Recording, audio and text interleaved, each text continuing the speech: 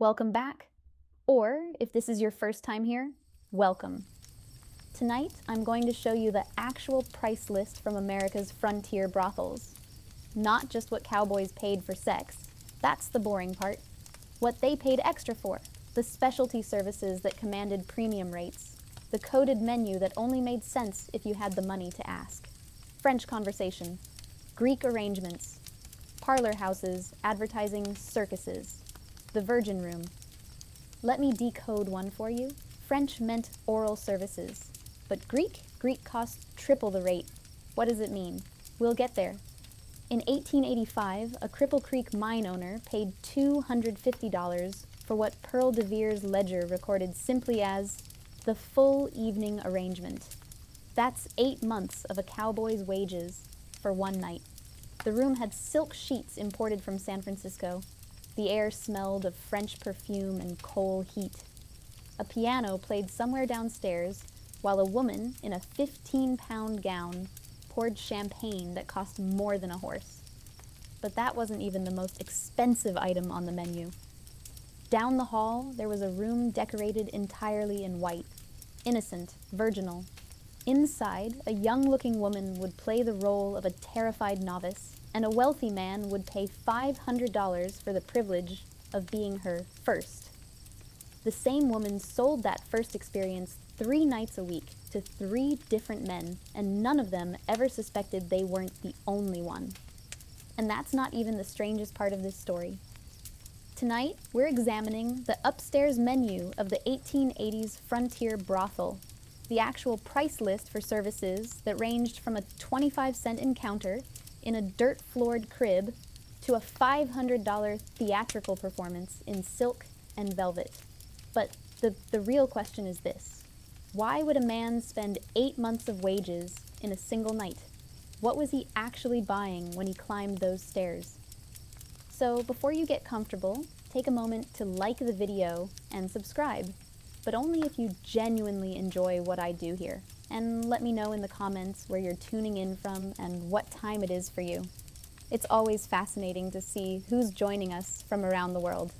Now, dim the lights, maybe turn on a fan for that soft background hum, and let's ease into tonight's journey together. You think you'd never pay 8 months' salary for one night, but count what you've dropped on engagement rings, Valentine's days, weekend trips to keep the spark alive. You've paid for the illusion that romance isn't transactional. The Cowboys paid for the honesty that it was. They just did it in a place where the performance was more honest about being a transaction, and where the price list was written in gold dust. Let me show you how to read that list. But first, you need to understand the currency, because the house was already stealing from you before you ever reached the stairs. In the 1880s, West, actual US dollars were rare. What people had was gold dust, raw capital, still dirty from the earth. And gold dust is terrible currency because you can't count it. You have to weigh it.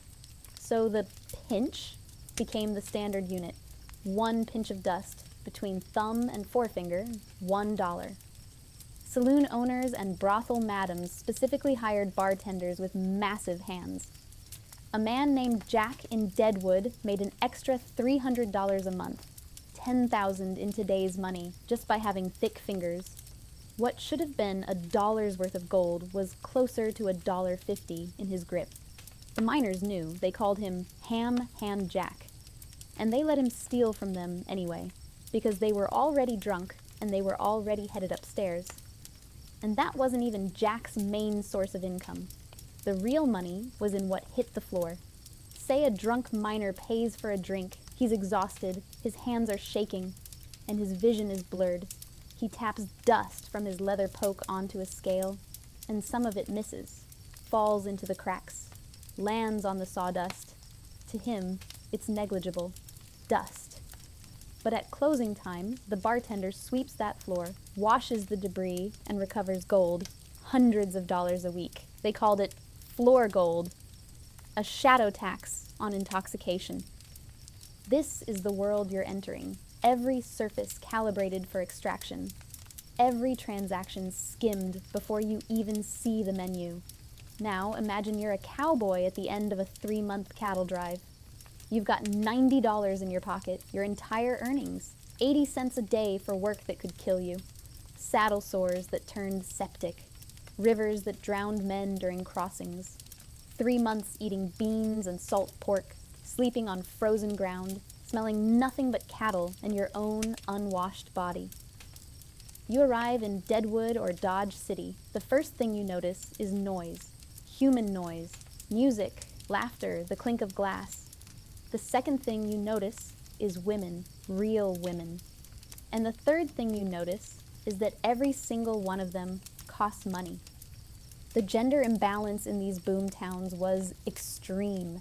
10 men for every woman was common, 50 to 1 in the worst camps. Women were a monopoly resource, priced accordingly. So yes, you're going to pay. The question is, how much and for what?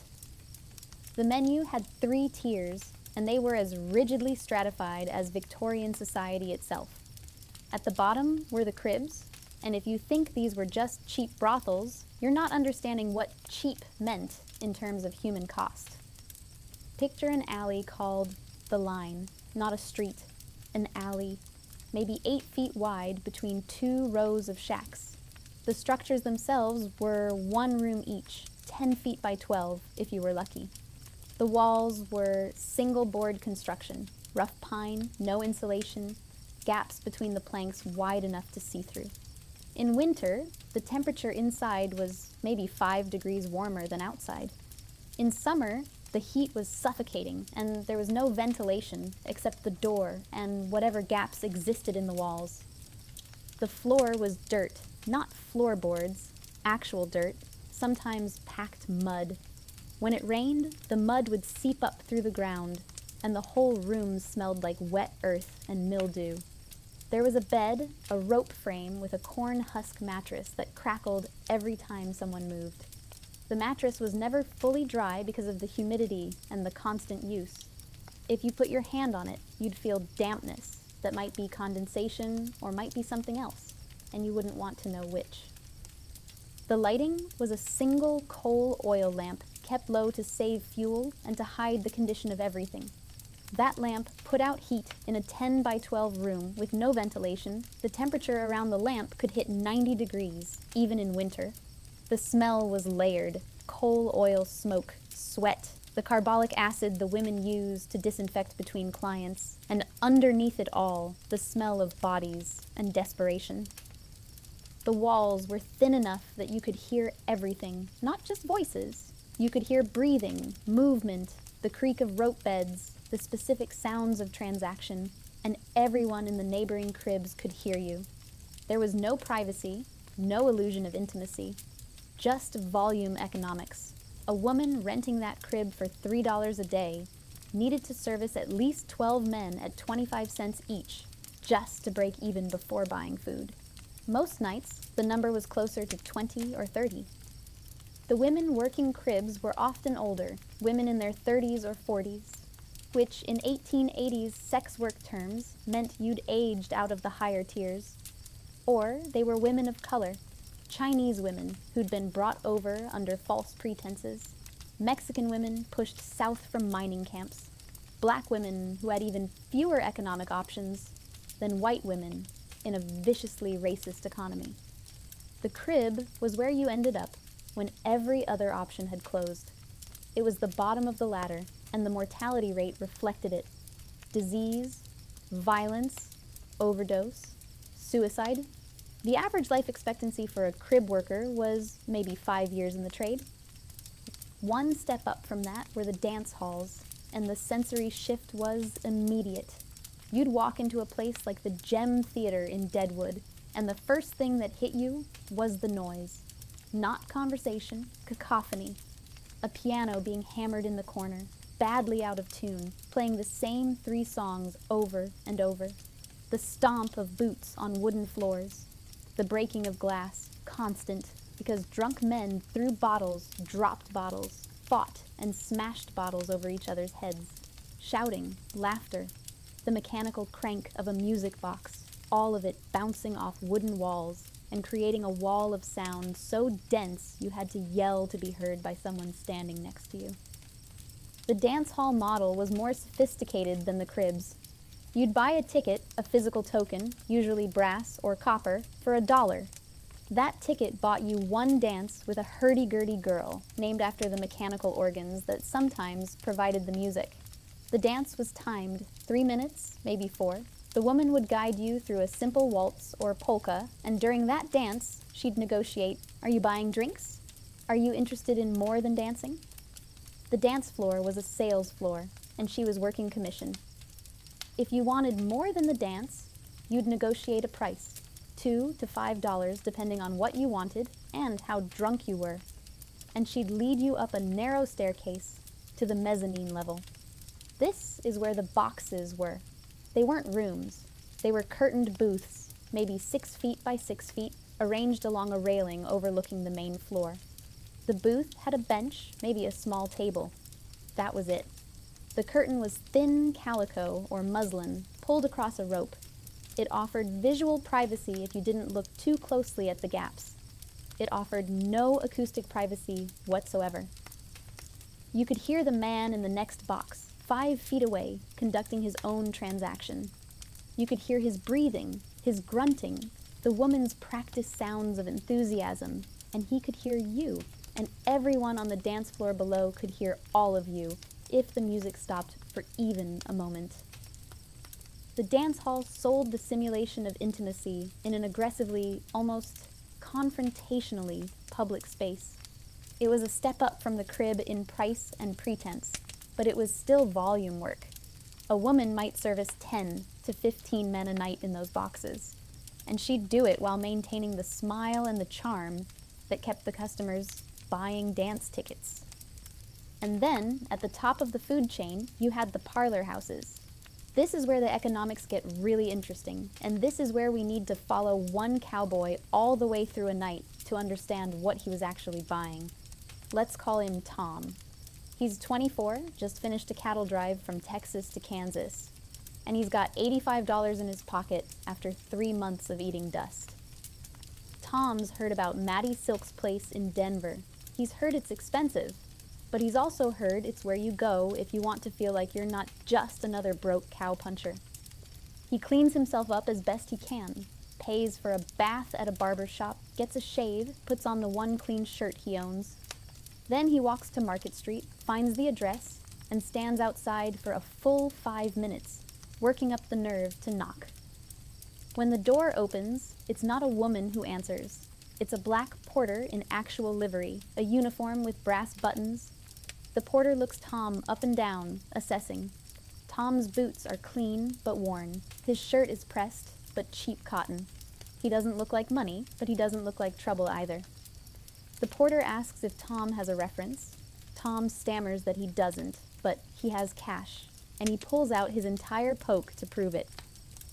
The porter nods, and the first transaction occurs right there, $5, just to be allowed inside. Tom crosses the threshold, and the sensory shift is so overwhelming he actually stops walking. His boots, which he spent 20 minutes cleaning, are suddenly sinking into carpet, real carpet, thick wool with an actual pad underneath. He's been walking on hard ground, wooden boardwalks, and mud for 3 months. His feet don't know how to interpret the softness. It almost feels wrong, like the floor is unstable. Then the temperature. The house has a coal furnace and someone is actively stoking it to keep the parlor at 70 degrees. Tom's been living in a bunkhouse that never got above 45, even with a fire going. The sudden warmth makes his face flush. His cheeks start to tingle as blood rushes to the surface of skin that's been chapped and frozen for weeks. He can feel himself starting to sweat under his clean shirt. The light comes next. There's a chandelier in the entryway, not gas, but oil lamps with frosted glass chimneys arranged in a circle. The light is soft, golden, and it's catching cut crystal pendants that throw tiny rainbows across the walls. Tom's never seen electric light. That's still a year or two away for most of Denver. But this is close.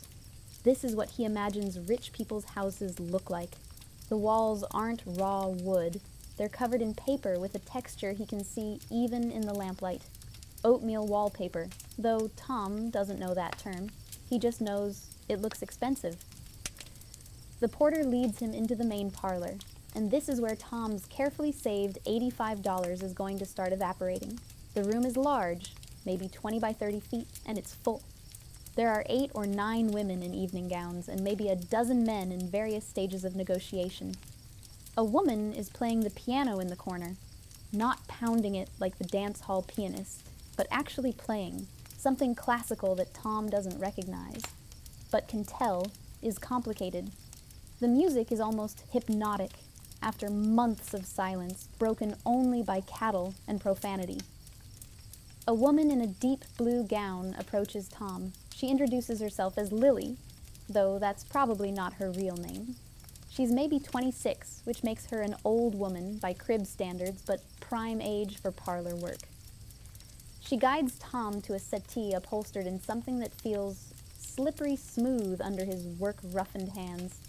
Silk brocatelle, though Tom wouldn't know.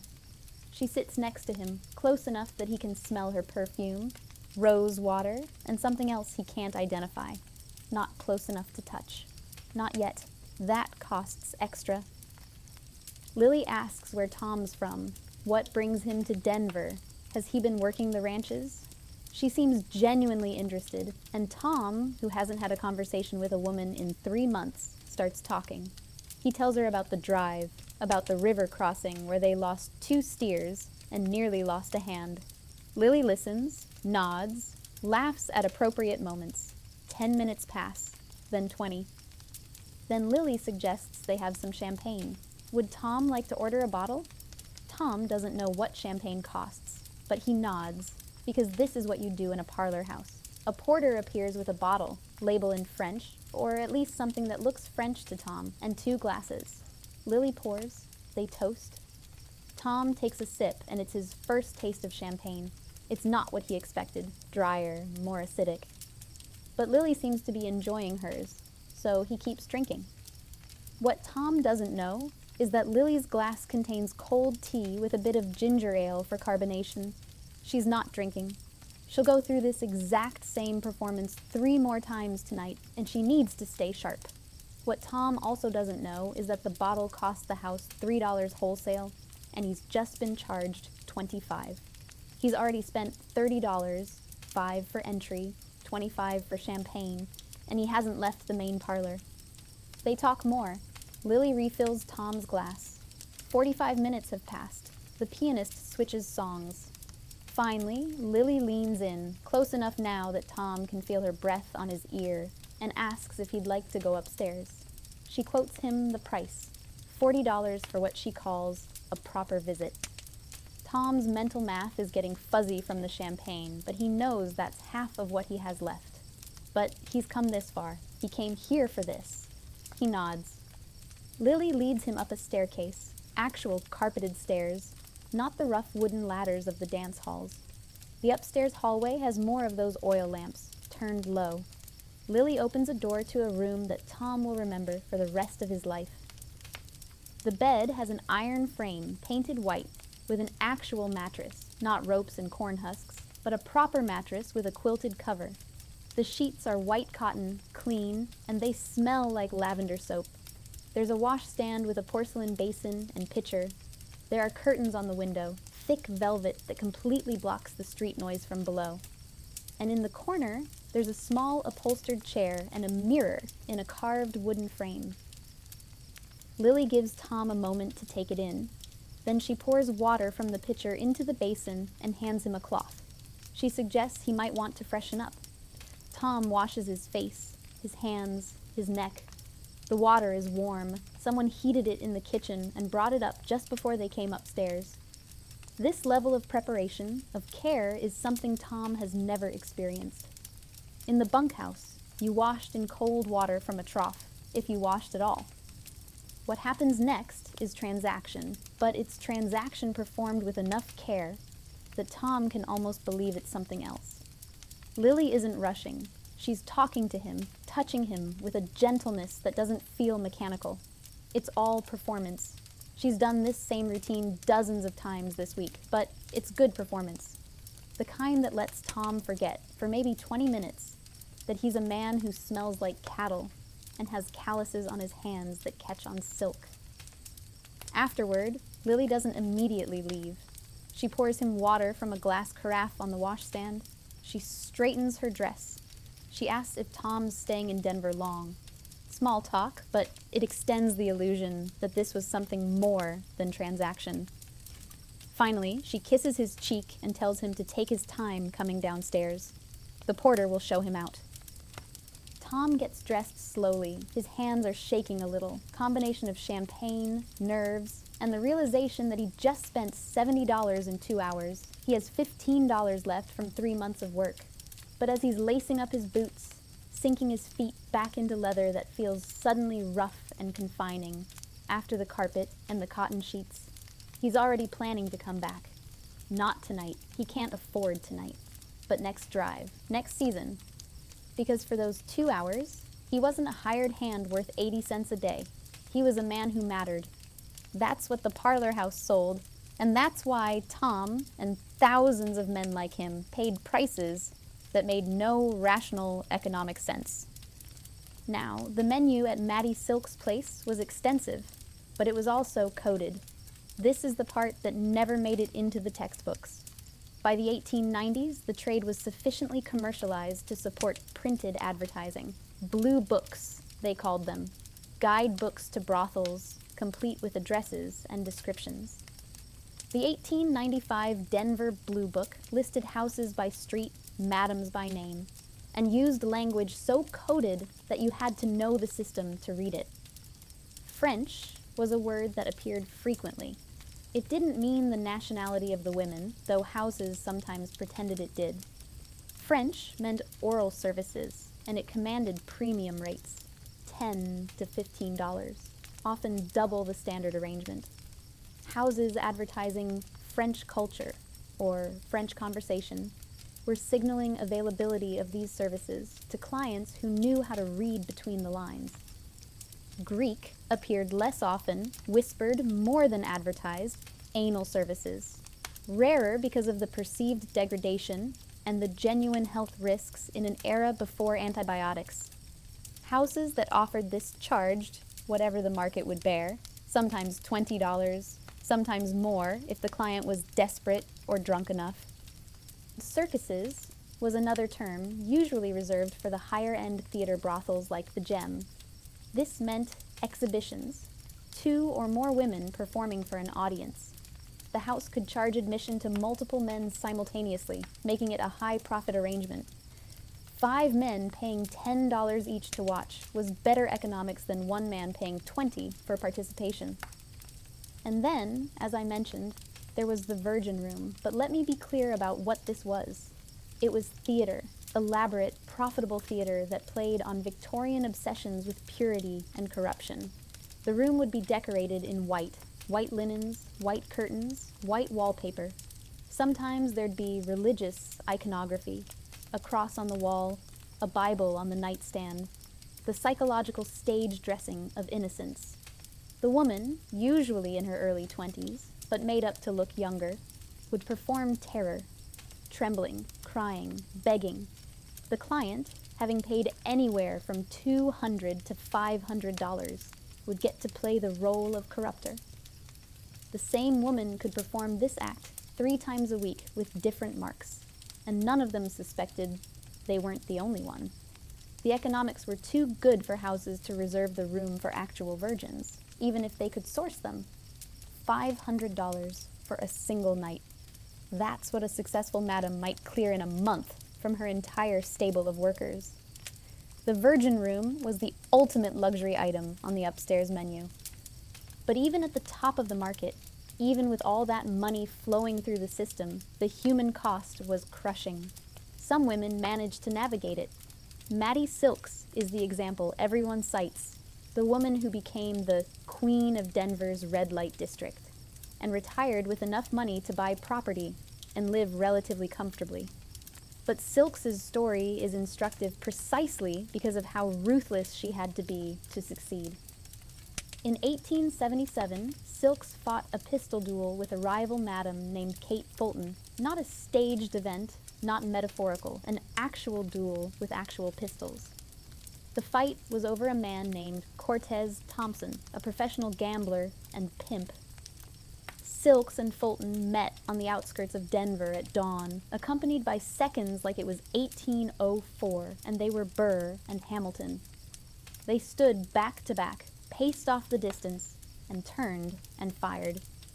Both women missed each other, but Silk's shot hit Thompson, the man they were supposedly fighting over, in the neck. He survived, though accounts differ on whether he stayed with Silks or Fulton afterward.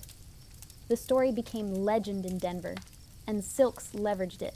She understood that, in a market defined by male violence, a woman who could demonstrate she was willing to be violent herself had competitive advantage.